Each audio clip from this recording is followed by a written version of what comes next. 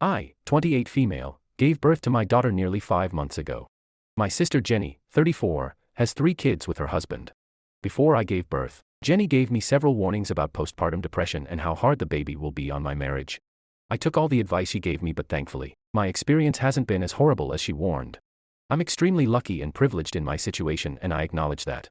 I married a man who comes from a culture where women are doted on and not allowed to take on any chores outside of the baby within the first year postpartum.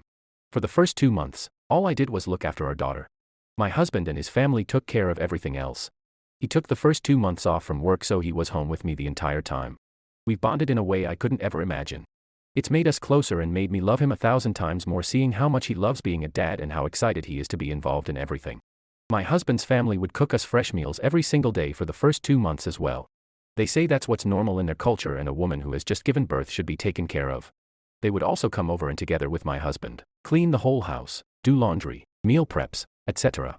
It makes me emotional just thinking of how much they've done for us and how beautiful my experience in motherhood has been so far. My daughter is also a very easy baby, so I'm blessed all round. Jenny lives in another country, but she would call and check up on me because she was worried I'd have a very difficult time like she did. At first, when I told her that my husband took time off work and that he's been doing all the cleaning and chores, his family have been cooking for us, etc., she was shocked and said how lucky I was. I agreed. As time goes by, she's been making really shady comments though. I would ignore them and just change the subject, but she really got my nerves yesterday. My husband went on a business trip for a few days and he was getting back last night. I was making dinner for him when she called, and I said I'm making dinner and his favorite dessert because I missed him. She chuckled and said normal women call that just being a mother and a wife, but it's just a fun activity for you. She said it in such a rude tone that I had to ask what that meant. She said I'm so out of touch with reality that I can say something as ridiculous as I'm making my husband dinner because I missed him and not because our family need to eat. I said she's making a big deal out of nothing. I cook most days.